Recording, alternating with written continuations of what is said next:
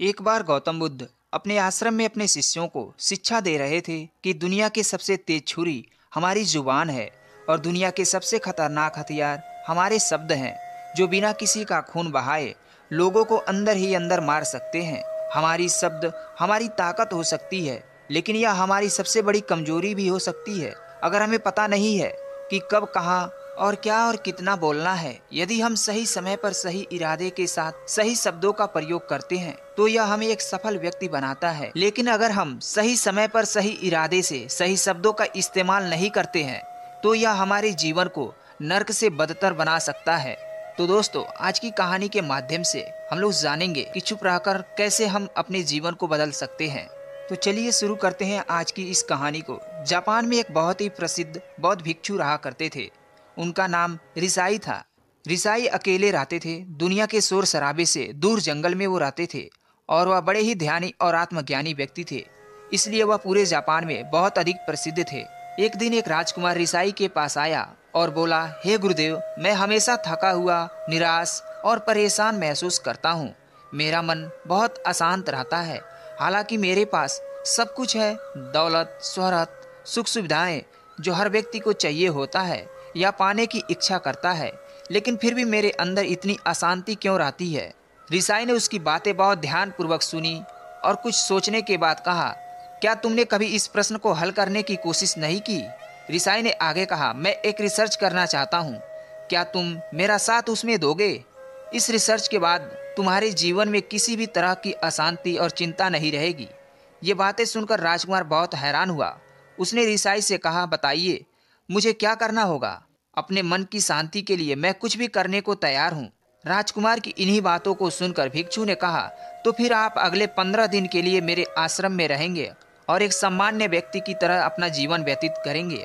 और इन 15 दिनों में तुम अकेले रहोगे और चुपचाप रहोगे, जितना हो सके कम बोलोगे। राजकुमार उस भिक्षु की बातें सुनकर सहमत हो गया।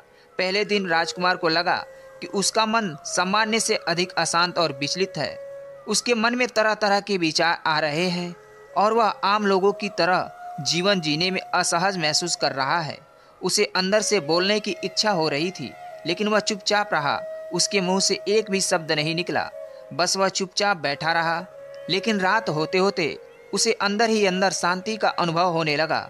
उसके लिए यह अनुभव अजीब था। वह खुद से पूछ रहा था कि वह अंदर ही अंदर इतना खुश क्यों है और उसकी आंतरिक बेचैनी और चिंता कम क्यों होने लगी। अगले दिन राजकुमार अकेले चुपचाप बैठा रहा और वह प्रकृति को निहार रहा था। वह पौधों को, फूलों को, आकाश में उड़ रहे पक्षियों को। वह अपने जीवन में पहली बार यह अद्भुत दृश्य महसूस कर रहा था कि उसके पास कितनी सुंदरता है। वह दिन भर प्रकृति की सुंदरता को निहारता रहता और उसकी ताजगी को महसूस करता रहता। इसी तरह से 10 दिन बीत गए और उसके मन की सारी बेचैनी, सारी हलचल, सारी उथल पुथल और सारा तनाव गायब हो गया। 11वें दिन की सुबह राजकुमार फिर से एकांत में बैठ गया और कुछ ही मिनटों में उसकी आंखें अपने आप बंद हो गई और वह गहरे ध्यान में चला गया। वह पूरे दिन वहीं पर आंखें बंद करके बैठा रहा और वह गहरे ध्यान में डूबा रहा। ना कोई शब्द, ना कोई चिंता। राजकुमार भीतर से असीम शांति और आनंद से भर गया। राजकुमार अपने बाकी के 4 दिन इसी तरह से गहरे ध्यान में व्यतीत करने के बाद 15 दिन बाद रिसाई के सामने प्रस्तुत हुआ और रिसाई को प्रणाम करके बोला, हे गुरुदेव, मुझे उत्तर मिल गया कि मेरे मन में इतनी उथल पुथल और चिंता क्यों थी। मैं जान गया कि मेरा मन इतना अशांत और विचलित क्यों था। रिसाई मुस्कुराते हुए पूछे, बताओ, क्या उत्तर मिला तुम्हें? राजकुमार ने कहा, मैं आवश्यकता से अधिक बातें करता हूँ और आवश्यकता से अधिक सोचता हूँ। मैं किसी पर भी अपने शब्द और ऊर्जा व्यर्थ करता रहता हूँ। मैं दिन भर अपने लोगों से फालतू की बातें करता रहता हूँ और फिर उन्हीं के बारे में अकेले में सोचता रहता हूँ और ज़्यादातर समय नकारात्मक ही सोचता रहता हूँ। इस तरह से बस मैं अपना समय बर्बाद कर रहा था। ज़्यादा बोलने और नकारात्मक सोचने की वजह से मेरा मन अशांत और बेचैन हो गया था और इसी वजह से मैं किसी भी काम को ठीक से कर नहीं पा रहा था, जिसकी वजह से मैं हर काम में असफल होने लगा। और फिर इन्हीं लगातार मिलने वाली असफलताओं की वजह से ही मैं और भी ज़्यादा उदास और चिड़चिड़ा हो गया। इन्हीं सभी चीज़ों की वजह से मेरा जीवन नष्ट हो रहा था। लेकिन यहाँ पर बिताए हुए 15 दिन मेरे लिए पूरी तरह से अलग हैं। मुझे कुछ अलग ही एहसास यहाँ पर हो रहा है। अब मुझे ऐसा लग रहा है मैं अपना जीवन पूरी तरह से जी रहा हूँ। लेकिन इससे पहले मैं अपना पूरा जीवन गलत तरीके से जी रहा था। और मैंने यहाँ पर यह भी सीखा कि हमें सिर्फ ध्यान करने की जरूरत नहीं, ध्यान अपने आप होता है जब हम शांत और मौन होते हैं। ध्यान के पिछले कुछ दिनों के दौरान मैंने जो पहली चीज सीखी वह यह है कि मनुष्य के जीवन में सबसे महत्वपूर्ण घटना स्वयं को जानना है। यह सुनकर रीसाई ने कहा, सिर्फ तुम ही नहीं, दुनिया में ज्यादातर लोग जरूरत से ज्यादा बोलते और सोचते हैं। आज भी लोग ज्यादातर समय केवल एक दूसरे को नीचा दिखाने के लिए ही बोलते हैं। कुछ लोग ना चाहते हुए भी बातें करते रहते हैं और अपना जीवन बर्बाद करते रहते हैं। ऋषाई ने राजकुमार को चुप रहने का महत्व समझाते हुए कहा, एक बार गौतम बुद्ध ने उनके शिष्यों से पूछा, प्रिय बुद्ध, आप ज्यादातर समय चुप क्यों रहते हैं? बुद्ध ने कहा, क्योंकि चुप रहने से व्यक्ति अंदर से अनंत शांति की गहराइयों में होता है। मौन अपने भीतर रहने की पहली सीढ़ी है। मौन के बिना स्वयं को जानना संभव नहीं है। स्वयं को जानने और समझने का पहला नियम है कि मौन हो जाओ, उतना ही बोलो जितना अत्यंत आवश्यक हो। बेफिजूल की बातें करना छोड़ दो। तुम अपने आसपास देखोगे तो पाओगे कि 90% से ज्यादा लोग व्यर्थ ही ज्यादा बोलकर अपना समय बर्बाद कर रहे हैं। ना बोलने का कोई नुकसान नहीं है, लेकिन यदि आप ज्यादा बोलते हैं तो आप अत्यधिक गलती कर देते हैं। अगर व्यक्ति कम बोलना शुरू कर दे तो दुनिया की 90% मुसीबतें कम हो जाएंगी, झगड़े फसाद कम हो जाएंगे, उपद्रव कम हो जाएंगे, अदालतें कम हो जाएंगी। अगर लोग थोड़ा चुप रहना सीख लिए, संसार की बहुत सारी समस्याएं, बहुत सारा उपद्रव सिर्फ बोलने से पैदा होती हैं। सारी बातें मौन सीखने की है।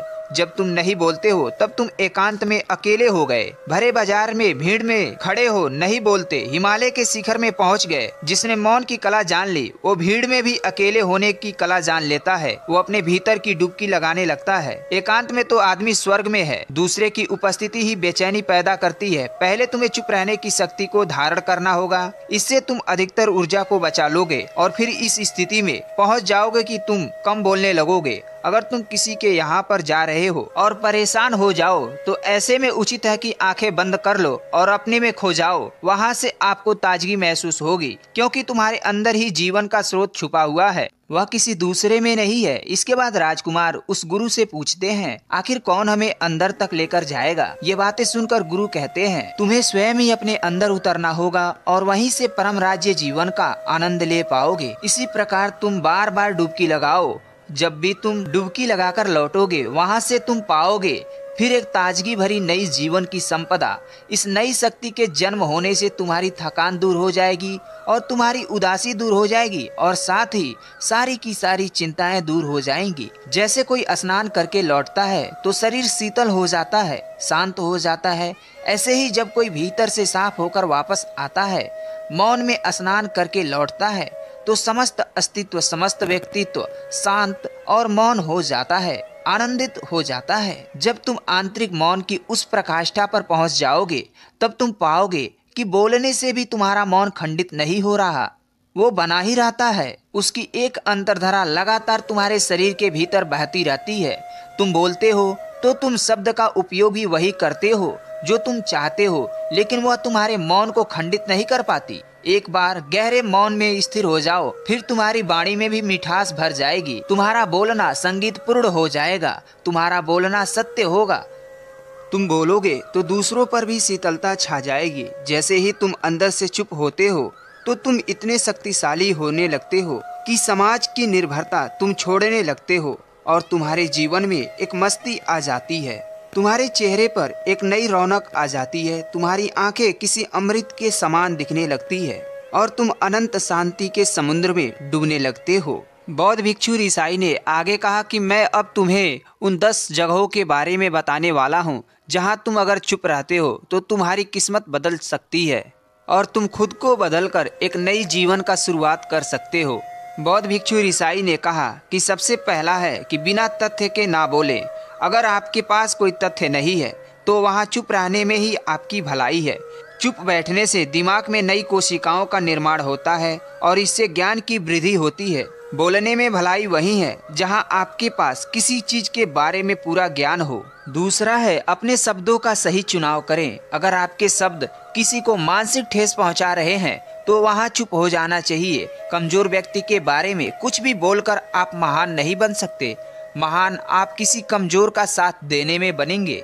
तीसरा है क्रोध में चुप रहे। चुप रहना आदर या सम्मान देने की निशानी होती है। इससे न कोई छोटा होता है और न ही कोई बड़ा। अगर आपको क्रोध आ रहा है तो आप या तो वहां से किसी का अनादर किए बिना चले जाएं या फिर चुप रहें। क्रोध करने से आपके रिश्ते खराब होंगे।